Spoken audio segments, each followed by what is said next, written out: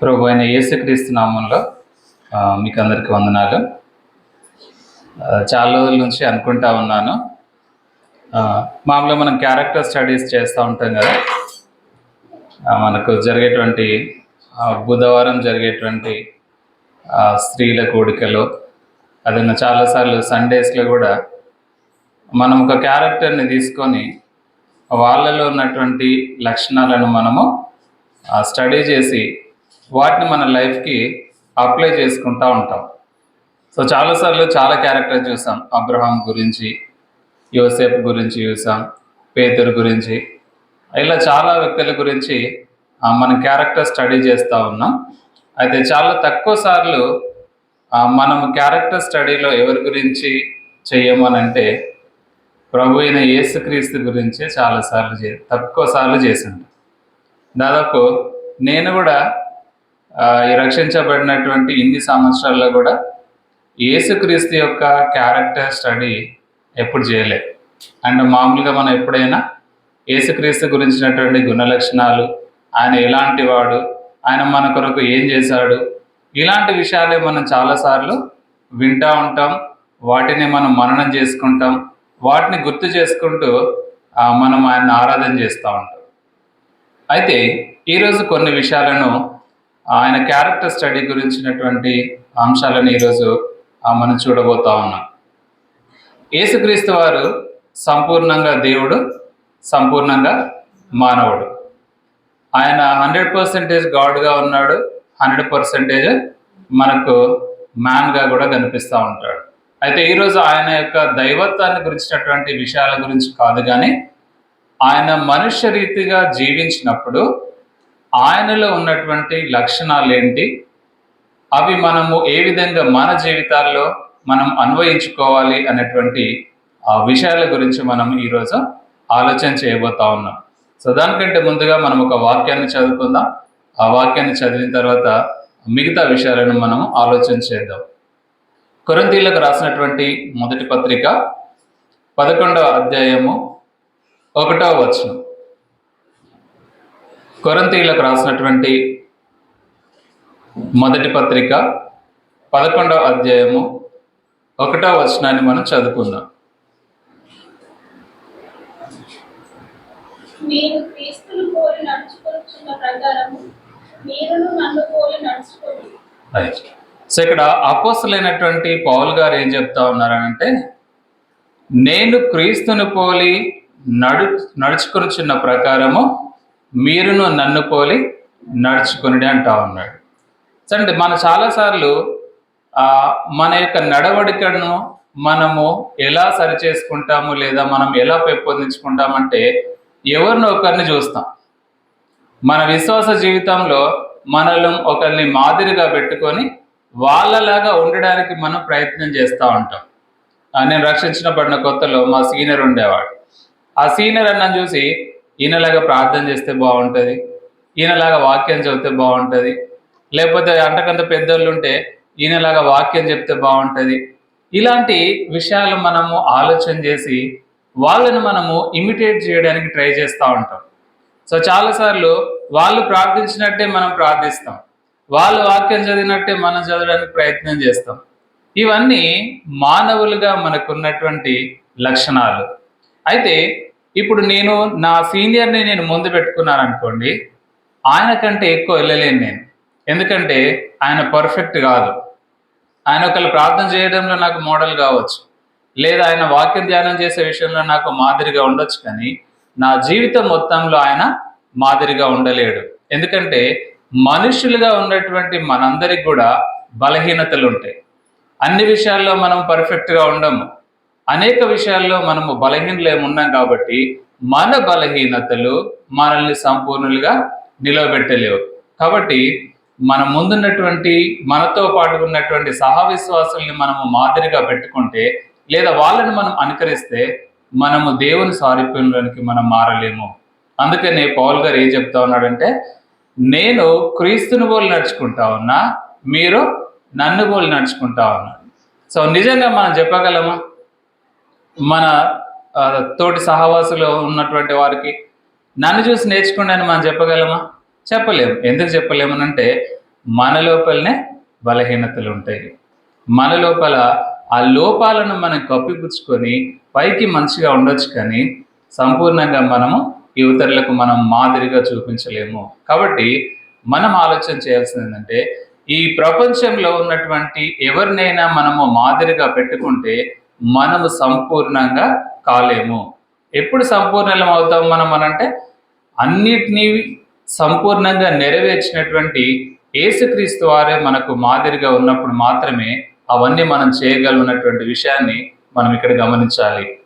So ఆయన సంపూర్ణంగా దైవ లక్షణాలు కలిగి ఉన్నటువంటి వ్యక్తి, అదేవిధంగా సంపూర్ణంగా మానవ లక్షణాలను కూడా నెరవేర్చినటువంటి వ్యక్తిగా మనకు ఆయన కనిపిస్తూ ఉంటాడు. సో ఇది మనం గుర్తుంచుకోవాలి. సో అదేవిధంగా రోమీలకు రాసినటువంటి పత్రిక 8వ అధ్యాయము 28, 29 వచనాలను మనం చదువుదాం.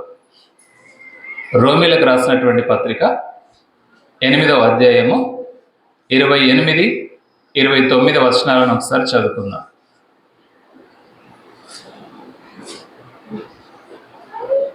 దేవుని ప్రేమించే వారికి అనగా ఆయన సంకల్పం చొప్పున పిలువబడిన వారికి మేలు కలుగుటకు సమస్తమును సమకూడి జరిగించినదని ఎరుగుదును.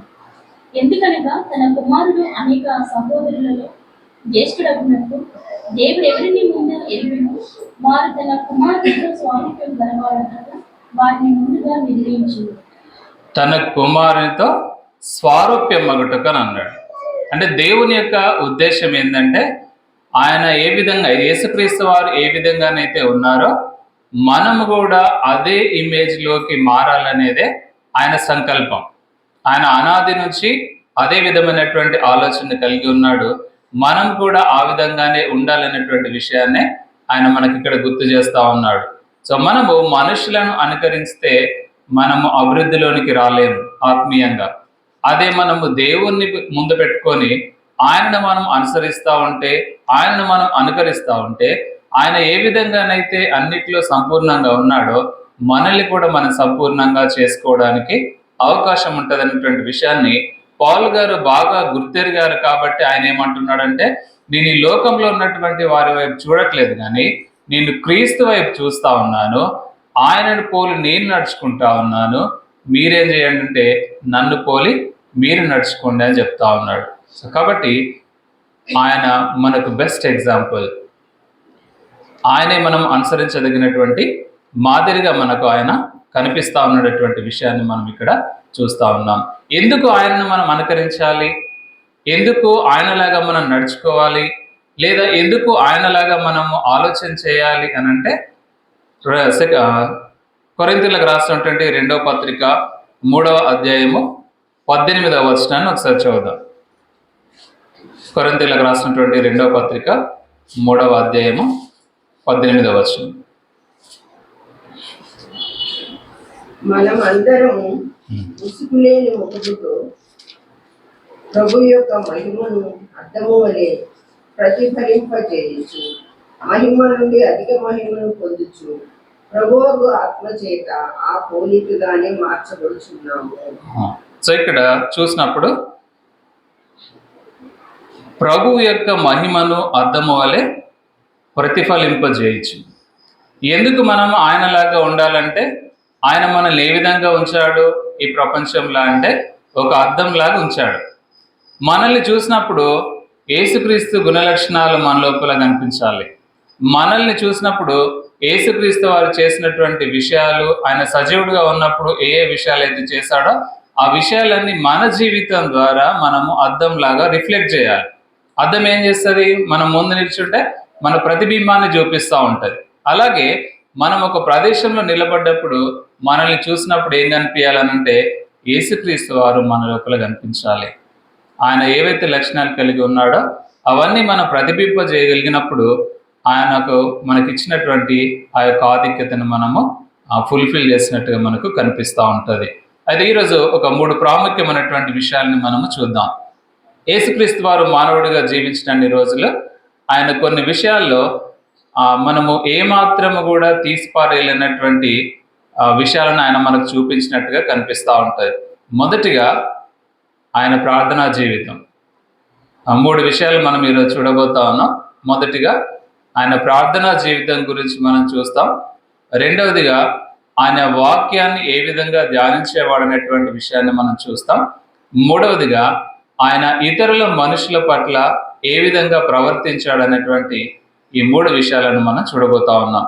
సో మొదటిగా ఆయన ప్రార్థనా జీవితం గురించి మనం చూద్దాం. సో ఆయన ప్రార్థనా జీవితాన్ని మనం చూసినప్పుడు మార్కు సువార్త 1వ అధ్యాయము 35వ వచనంలో ఆయన ఇంకా చీకటిగా ఉండగానే ప్రార్థన చేసినట్టుగా మనకు కనిపిస్తూ ఉంటుంది. మార్కు సువార్త 1వ అధ్యాయము 35వ వచనం. ఆయన పెద్దల కాడిని లేచి ఇంకను చాలా చీకటి ఉండగానే బయలుదేరి అరణ్య ప్రదేశమునకు వెళ్ళి అక్కడ ప్రార్థన చేయుచుండెను.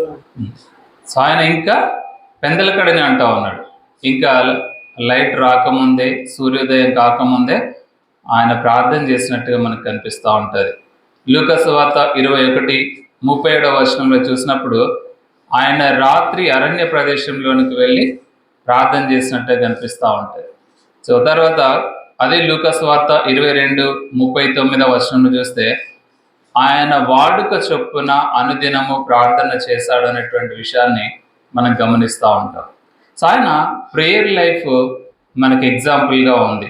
చాలాసార్లు మన ప్రార్థన అనగానే మన అవసరాలను దేవుని సన్నిధికి తీసుకెళ్ళి మన కోరికలు తీర్చుకోవడానికి, లేకపోతే మన ఆలోచనలను మనము సంపూర్ణ చేసుకోవడానికి ప్రయత్నం చేస్తూ ఉంటాం. అది మంచిదే, ఎందుకంటే దేవుణ్ణి అడగడము ప్రాముఖ్యమైనదే. అయితే చాలాసార్లు మన ప్రార్థన ఏమవుతుందంటే మన కోరికల్ని తీసుకెళ్ళి ప్రేయర్ చేయడానికి సరిపోతూ ఉంటుంది. చాలాసార్లు మనం ఆయన ఆరాధించలేకపోతూ ఉంటాం.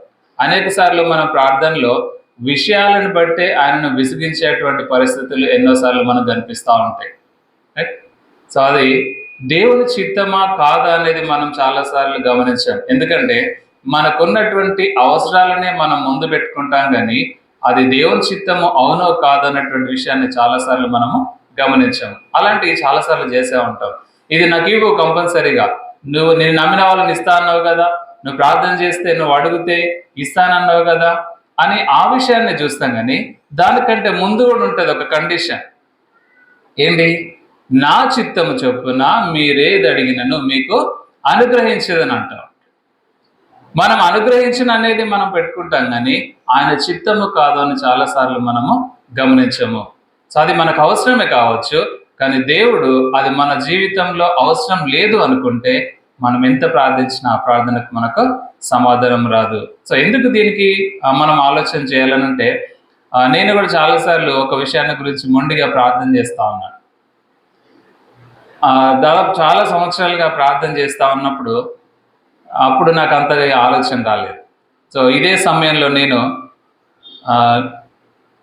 దేవుని యొక్క వాక్యాన్ని చదువుతూ ఉన్నప్పుడు లూకాసు వార్త 22:45, ఒకసారి లూకాసు వార్త 22వ అధ్యాయము 45వ వచనం. ఆయన ప్రార్థన చాలించి లేచి తన శిష్యుల ఎదురు వచ్చి వారు దుఃఖము చేత నిద్రించుట చూచి, మీరెందుకు నిద్రించుచున్నారు? శోధనలో ప్రవేశించుకున్నట్టు లేచి ప్రార్థన చేయడానికి వారితో చెప్పారు. 43 నుంచి చదివితే ఆ విషయాలు మనకు కనిపిస్తూ ఉంటుంది. ఒకసారి 43వ వచనాన్ని కూడా చదువుదాం. ఈ చిత్తమే సిద్ధించును గాక అని ప్రార్థించింది. అప్పుడు పరలోకము నుండి ఒక దూత ఆయనకు కనబడి ఆయనను బలపరిచింది. ఆయన చాలా ఇక్కడ మనకు ఈ వాక్య భాగాన్ని మనం చదువుతూ ఉంటే ఈ సన్నివేశం మనకు తెలుసు.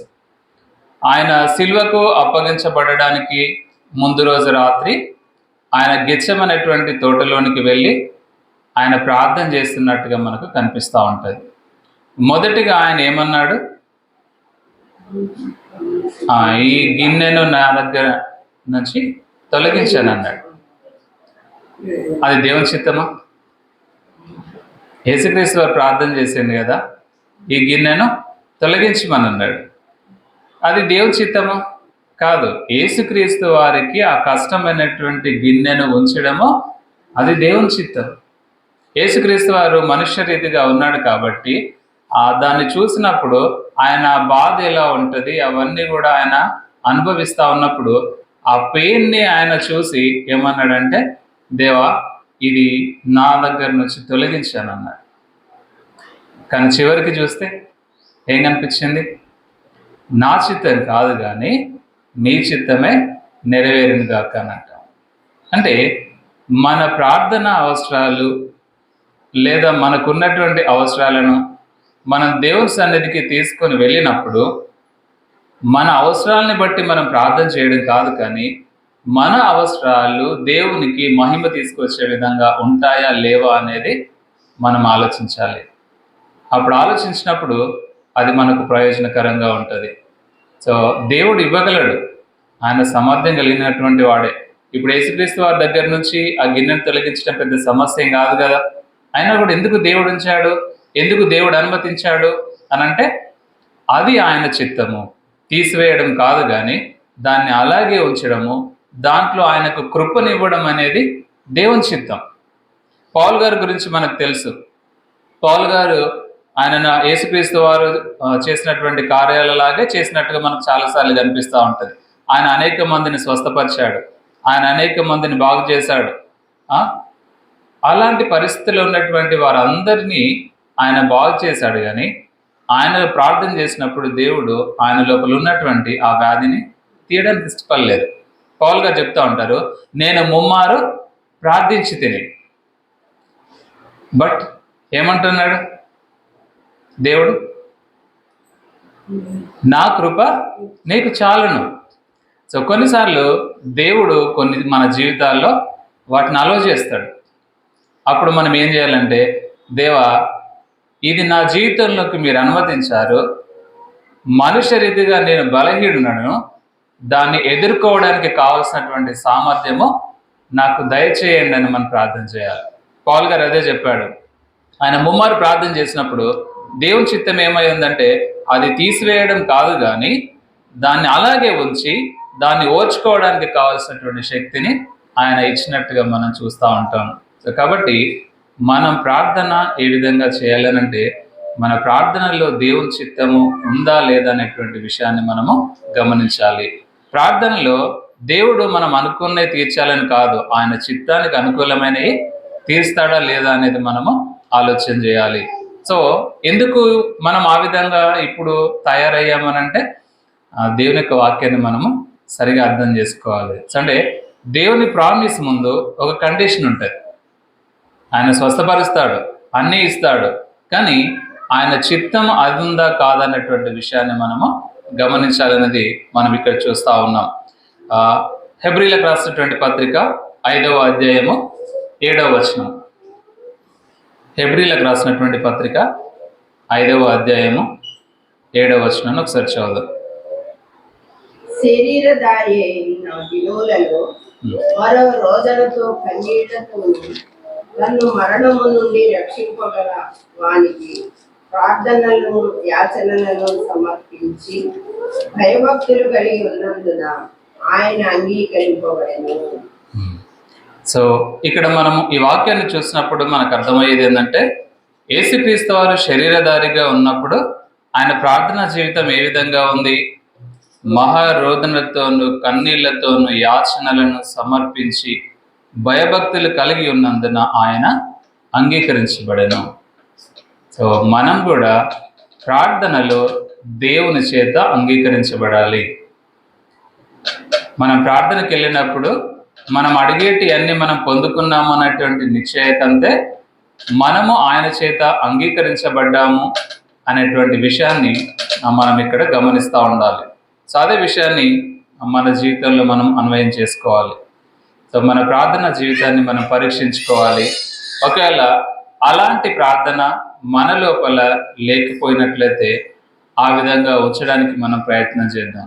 ఒకవేళ మనం అనుకున్నది రాలేదా, లేకపోతే మనం అనుకున్నది జరగలేదా, ఇలాంటి పరిస్థితుల్లో మనము ప్రభువుని శంకించడానికి లేదా ఆయన యొక్క ఔన్నత్యాన్ని మనము ఆలోచన చేయకుండా అనడానికి లేదు. ఎందుకంటే ఆయన సార్వభౌమ అధికారం కలిగినటువంటి వ్యక్తి, ఆయన సార్వభౌముగా ఉన్నాడు కాబట్టి ఆయన ఏదనుకుంటే అది మన జీవితంలో చేస్తాడు. కాబట్టి మన ప్రార్థనలో మన కోరికల కంటే, మన యొక్క అవసరాల కంటే అత్యధికంగా ఆయనకు ప్రాధాన్యత మనం ఇచ్చినప్పుడు, ఒకవేళ అది దేవుని చిత్తం అయితే మన జీవితంలో జరుగుతుంది. ఒకవేళ అది మన జీవితంలో ఆయన అనుమతించకపోతే దాన్ని ఎదుర్కోవడానికి కావాల్సినటువంటి శక్తిని, బలాన్ని మనకు ఆయన ఇస్తాడు. అదే జరిగింది. యేసుక్రీస్తు వారు ఆ యొక్క శిల్వ మరణం అనేది తీసివేయడం దేవుని చిత్తం కాదు, కానీ ఆ శిల్వ మరణాన్ని భరించడానికి కావాల్సినటువంటి శక్తిని ఆయన అనుగ్రహించినట్టుగా మనం చూస్తా ఉన్నాం. సో అలాంటి ప్రార్థన జీవితాన్ని మనం అలవర్చుకోవడము ప్రయత్నం చేయాలి. సో రెండవదిగా ఆయన యొక్క వాక్య పరిజ్ఞానం గురించి మనం చూద్దాం. లూకాసు వార్త 2వ అధ్యాయము 40 నుంచి 48 వచనాలు. ఇక్కడ నేను చెప్తాను, జస్ట్ మీరు అది చూడండి. లూకాసు వార్త 2వ అధ్యాయము 40 నుంచి 48 వచనాల వరకు మనం చూసినప్పుడు ఇక్కడ జరుగుతున్నటువంటి సంఘటన మనకు తెలుసు. సో యేసుక్రీస్తు వారు టెంపుల్లో ఉన్నాడు. అక్కడ ఉన్నటువంటి శాస్త్రులు, పరిసయ్యులు, అప్పుడు ఆయన వయసు 12 సంవత్సరాలు. వాళ్ళతో ఏం చేస్తూ ఉన్నాడంటే ఉత్తర ప్రత్యుత్తరములు అంటా ఉన్నాడు. అంటే వాక్యంలో వచ్చినటువంటి విషయాలను అడుగుతా ఉన్నాడు. వాళ్ళు కొందరు అడుగుతా ఉన్నారు, ఈయన వాటికి సమాధానం చెప్తా ఉన్నాడు. ఆ చివరిలో వచ్చిందంటే ఇంతటి వాక్య పరిజ్ఞానం ఈయనకు ఏ విధంగా వచ్చిందని వాళ్ళు ఆశ్చర్యపోయినట్టుగా మనకు 46-48 వచనాల్లో మనకు కనిపిస్తూ ఉంటాయి. సో యేసుక్రీస్తు వారు వాక్య పరిజ్ఞానం విషయంలో మనకు మాదిరిగా కనిపిస్తూ ఉన్నారు. సో ఎందుకు మనము వాక్యానికి ప్రాధాన్యత ఇవ్వాలి అని అంటే, మన జీవితంలో వాక్యంతోనే మన జీవితాన్ని మనం కట్టుకోగలం. వాక్యంతోనే మన జీవితాలను మనము సరి చేసుకోగలము. వాక్యమే మనల్ని సరైన మార్గంలో నడిపిస్తూ ఉంటుంది. ఎందుకంటే వాక్యం లేకుండా మన జీవితాన్ని మనం ఒక్క క్షణం కూడా ముందుకు జరిగించలేదు. సో ఎందుకని మనం వాక్యాన్ని అనుదినము ధ్యానించాలి? ఎందుకని మనం వాక్యాన్ని ఎప్పుడు కూడా మెడిటేట్ చేస్తూ ఉండాలి అని అంటే, ప్రస్తుతం ఉన్నటువంటి పరిస్థితుల్లో వాక్యము వక్రీకరించబడతా ఉంది. ఏ విధంగా వక్రీకరించబడుతుంది అని అంటే, లూకాసు వార్త 4వ అధ్యాయం 1 నుంచి 13 వచనాల వరకు మనం అక్కడ చూస్తే ఈ విషయం మన అందరికీ తెలిసిందే. యేసుక్రీస్తు వారు ఉపవాసం ఉన్నారు. ఆ దినాలన్నీ అయిపోయిన తర్వాత ఆయన అరణ్య ప్రదేశం నుంచి బయటకు వచ్చినప్పుడు అపవాది ఆయనను 3 రకాలుగా శోధించినట్టుగా మనకు చూస్తూ ఉంటాం. ఈ 13 వచనాల్లో అదే విషయాలు అక్కడ రాయబడి ఉంటా ఉంటాయి. మొదటిగా రాళ్లను రొట్టెలు చేసుకోమన్నారు. అప్పుడు యేసుక్రీస్తు వారు ఏమని సమాధానం చెప్పారు? మనుష్యుడు రొట్టె వలన మాత్రమే కాదు, కానీ దేవుని నోటి నుండి వచ్చే ప్రతి మాట వలన జీవించును అన్నాడు. రెండవది ఏం చేశాడు? రెండో టెంప్టేషన్ ఏం చేశారు? మొదటిదేమో రాళ్ళు రొట్టెలు అయిపోయింది.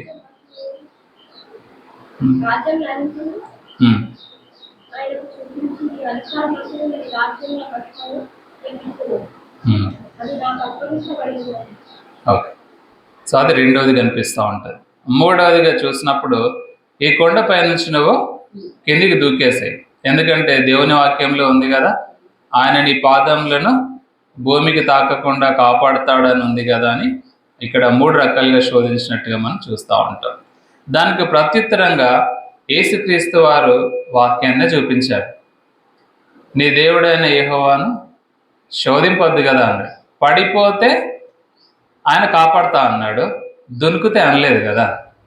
అందుకనే వాక్యాన్ని మనం సరిగా అర్థం చేసుకోవాలి. ఎప్పుడు చేసుకుంటామంటే వాక్యానికి ఎక్కువగా దగ్గరగా మన జీవితాలు ఉన్నప్పుడు మాత్రమే అది అవకాశం ఉంటుంది. ఈయనేమో దునుకుమంటా ఉన్నాడు, కాపాడుతాడు కదా అని ప్రామిస్ చూపిస్తా ఉన్నాడు. కానీ వాక్యంలో ఏముంది?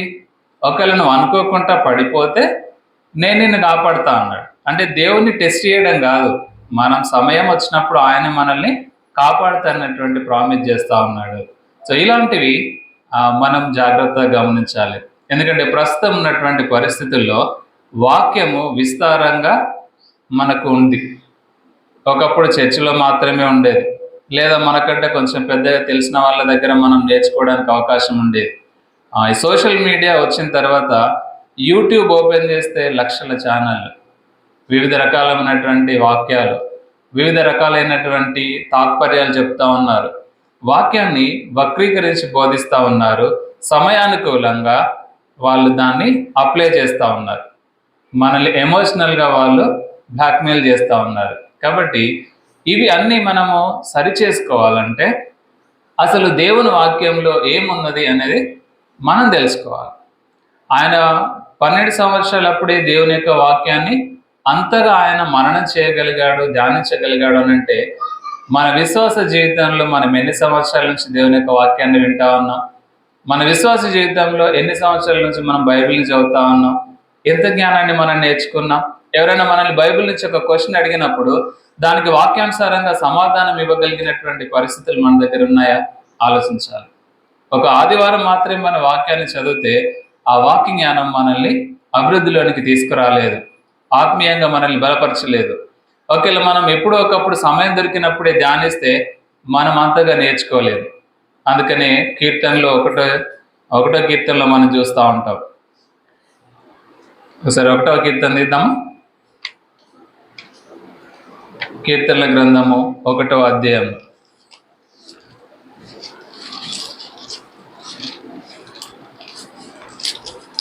గుర్తుందా వాక్యం ఏముంది? 2వ వచనం, యెహోవా ధర్మశాస్త్రమందు ఆనందించుచు దీవారాత్రము దాన్ని ధ్యానించేవాడు ధన్యుడు. సో దేవుని యొక్క వాక్యాన్ని మనం ఎప్పుడు ధ్యానించాలి? దీవారాత్రములు అన్నాడు. అంటే మనం మార్నింగ్ నుంచి రాత్రి వరకు సమయము అసమయం అనేది ఏం లేకుండా మనకు అవకాశం దొరికిన ప్రతిసారి దేవుని యొక్క వాక్యాన్ని మనము ధ్యానం చేస్తూ ఉన్నాం. ఇక్కడ ధ్యానించేవాడు అన్నాడు, చదవడం అని కాదు దాని ఉద్దేశం. చదువుకుంటూ వెళ్ళిపోతూ ఉంటాం. చదువుకుంటూ వెళ్ళిపోతే మనం దేవుని యొక్క వాక్యంలో ఉన్నటువంటి విషయాలను మనము అర్థం చేసుకోలేము. కానీ ఎప్పుడు మనము దేవుని యొక్క విషయాలను మనం అర్థం చేసుకోగలము అని అంటే మనం కొంత పోర్షనే తీసుకోవాలి. ఆ చాప్టర్ మొత్తం కాదు, మనకి ఇక్కడ ప్యాసేజ్ లాగా ఉన్నాయి కదా, ఆ ప్యాసేజ్ని తీసుకొని దాన్నే మనం పదే చదువుతూ ఉంటే దానిలో నుంచి దేవుని యొక్క జ్ఞానం సంబంధించినటువంటి విషయాలు మనము తెలుసుకోవడానికి అవకాశం ఉంటుంది. కాబట్టి అలాంటి వాక్య ధ్యానంలో తరఫీదు మనము పొందవలసినటువంటి అవసరం ఎంతైనా ఉంది. అపోస్తల కార్యాల్లో మనం చూస్తూ ఉంటాం. బెరేయ సంఘం ఏం చేసిందంటే అక్కడ ఉన్నటువంటి వారు వాళ్ళకి సువార్త చెప్పి, పౌలు గారు సువార్త చెప్పి ఆ వాక్యాన్ని చెప్పి వెళ్ళిపోతే వాళ్ళు ఏం చేస్తారంటే ఇంటికి వెళ్ళి వాళ్ళ గ్రంథాలు తిప్పి దాంట్లో లేఖనాలలో అసలు ఏ విధంగా ఉన్నదా లేదా అని పరీక్షించడని మనకు కనిపిస్తూ ఉంటుంది. నిజంగా మనము వాక్యాన్ని విన్న తర్వాత బైబిల్ ఓపెన్ చేసి ఇది అలాగ ఉన్నదా లేదా అని మనం ఎప్పుడైనా ధ్యానించినామా? ఇది ప్రశ్నించుకోవాలి. చదువుతాం. ఇక్కడ మనం ఆ మెసేజ్ వింటూ ఉన్నప్పుడు వాటిని మనం చదువుతూ ఉంటాం, వింటూ ఉంటాం. అయితే ఇక్కడ ప్రసంగంలో కొంతవరకు మాత్రమే మనకు దానికి సంబంధించినటువంటి విషయాలు చెప్పడానికి అవకాశం ఉంటుంది. కానీ దాన్ని మనం ధ్యానించడానికి ఎక్కువ సమయం మనకు ఇంటి దగ్గర దొరుకుతూ ఉంటుంది. మనం పనిచేస్తూ ఉన్నప్పుడు దేవుని యొక్క వాక్యాన్ని ధ్యానించవచ్చు. ఓన్లీ మనం బైబిల్ పట్టుకునే ధ్యానించడం అని కాదు. సో ఆయన ఎప్పుడంటే వాక్యాన్ని మనము ఏ సమయంలోనైనా ఎప్పుడైనా కానీ మనం పని చేసుకుంటూ దేవుని యొక్క వాక్యాన్ని మెడిటేట్ చేయొచ్చు. మనం నడుచుకుంటూ మన ప్రయాణంలో ఎక్కడైనా కానీ దేవుని యొక్క వాక్యాన్ని మనం ధ్యానం చేస్తూ ఉంటే ఆ దేవుని యొక్క వాక్యము మన లోపల విశ్వాసాన్ని పెంపొందిస్తుంది.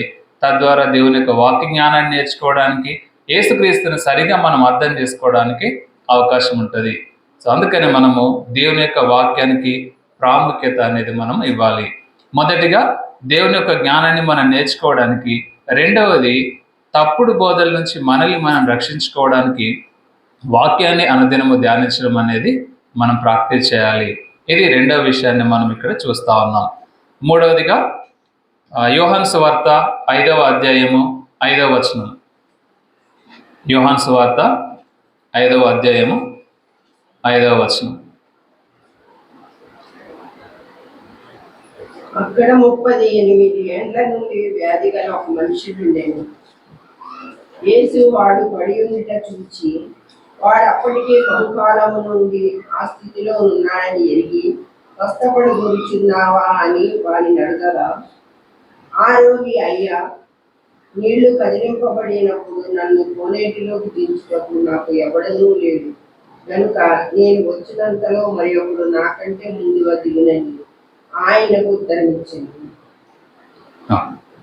ఇక్కడ ఉన్నటువంటి సన్నివేశాన్ని మనం చూస్తే దాదాపుగా 38 సంవత్సరాల నుంచి ఆ వ్యక్తి స్వస్థత కొరకు బాధపడతా ఉన్నాడు.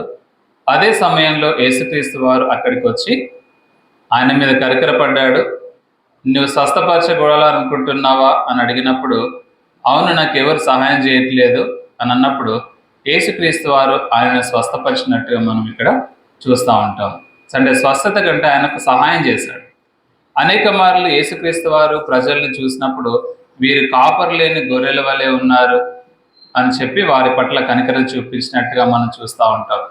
ఆయన జీవించినటువంటి 33.5 సంవత్సరాల్లో ఈ 3.5 సంవత్సరాల పరిచర్య జీవితంలో ఆయన దీనులను, దిక్కులేని వారిని ఆదరించినట్టుగా మనకు కనిపిస్తూ ఉంటుంది. ఆయనతోనే ఆయన ఎప్పుడు సహవాసం చేశాడు. అలాంటి వ్యక్తులకు ఆపదల్లో ఉన్నప్పుడు వారి యొక్క అవసరాలు తీరుస్తూ వచ్చాడు. సో ఆయన ఎప్పుడు కూడా ఆయన వల్ల అయినంత వరకు వారందరికీ కూడా సహాయం చేస్తూనే ఉన్నాడు. కాబట్టి మన లోపల మనము నేర్చుకోవాల్సినటువంటి 3వ విషయం ఏంటంటే, ఇతరుల అవసరాలను మనం గుర్తెరిగి మన వల్ల సాధ్యమైతే దాన్ని మనం చేయడానికి ప్రయత్నం చేయాలి. ఒకవేళ మనం చేయడానికి ప్రయత్నం చేయలేకపోతే మన విశ్వాసం మన ప్రశ్నార్థకంగా అవుతుంది. ఒకవేళ మనం చేయడానికి అవకాశం లేదనుకోండి, కనీసం ప్రార్థనను చేయాలి. వాళ్ళ అవసరాల్లో ఉన్నారు, ఒకవేళ మనం చేయగలిగినట్లయితే చేయాలి. ఒకవేళ చేయలేని పరిస్థితి ఉంటే, దేవా వాళ్ళ అవసరాల్లో ఉన్నారు, వారికి సహాయం చేయండి. ఇలాంటి విజ్ఞాపన ప్రార్థనలు మనము మన జీవితంలో అలవర్చుకోవాలనేటువంటి విషయాన్ని ఆ దేవుని యొక్క వాక్యం ఇక్కడ మనకు స్పష్టంగా తెలియజేస్తూ ఉంది. సో ఈ 3 విషయాలను మనం గుర్తు చేసుకుందాం. సో యేసుక్రీస్తు వారు మనకు పరిపూర్ణమైనటువంటి మాదిరిగా ఆయన మన ముందర ఉన్నాడు. ఆయన ప్రార్థనా జీవితం మనకు మాదిరిగా ఉంది. ఆయన వాక్యాన్ని ధ్యానించే విషయంలో ఆయన మనకు మాదిరిగా ఉన్నాడు. ఆయన మానవులకు చేసినటువంటి సేవ విషయంలో ఆయన మనకు మాదిరిగా ఉన్నాడు. సో ఇంకా ఆయన గుణలక్షణాలు మనం చాలా మెడిటేట్ చేయొచ్చు. కానీ ఈ 3 ప్రాముఖ్యమైనటువంటి విషయాలను మనము ఈరోజు నేర్చుకున్నాం. ఆ విధంగా ఉండడానికి ఆయన సహాయం కొరకు మనం వేడుకుందాం. ఎందుకంటే మనుషులుగా మనకు బలహీనతలు ఉంటాయి. మనుషులుగా మనము ఆ బలహీనతలను దాటి బయటికి వెళ్ళలేము. కానీ మన బలహీనతల నుంచి మనల్ని బయటికి తీసుకొచ్చేది ఎవరు? ఆయనే.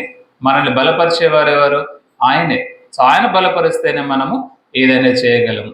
సో ఈరోజు ఆయన అడుగుదాం, దేవా నీ బలాన్ని మాకు దయచేయండి. నీలాంటి ప్రార్థనా జీవితాన్ని మీకు కలిగి ఉండడానికి సహాయం దయచేయండి. నీలాగా వాక్యం పట్ల అవగాహన కలిగి ఉన్నటువంటి జీవితాన్ని మాకు దయచేయండి. నీ యొక్క వాక్య జ్ఞానంలో మేము అభివృద్ధి చెందే విధంగా మీరు మాకు సహాయం చేయండి.